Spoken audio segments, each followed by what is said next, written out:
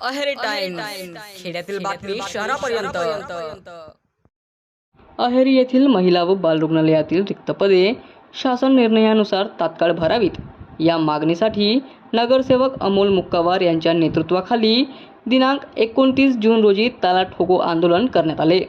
आंदोलनादरम्यान पोलिसांनी आंदोलकांना ताब्यात घेतले। यावेळी वैद्यकीय अधीक्षक डॉक्टर के.डी. मडावी यांनी आरोग्य उपसंचालकांशी चर्चा घडवून आणली। त्यात तात्पुरते 4 डॉक्टर डेप्युटेशनवर देण्याचे आश्वासन देण्यात आले। मात्र आंदोलकांनी 13 फेब्रुवारी 2025च्या शासन निर्णयानुसार नियमित पदभरतीच करावी या मागणीवर ठाम भूमिका घेतली। या आंदोलनात राहुल दुर्गे, अमोल रामटेके, सुमित मोतकुरवार, स्वप्नील श्रीरामवार, प्रभाकर कुसराम, रवी पेद्दल, शाहरुख शेख, अभिषेक दोनतुलवार, शंकर कटलावार, गोपाल पुसलवार, दीपक तुम्मावार यांच्यासह शेकडो कार्यकर्ते सहभागी झाले होते। शासनाने तातडीने पदभरती करून रुग्णालयातील आरोग्य सेवा सुरळीत करावी अशी मागणी यावेळी आंदोलकांनी केली आहे।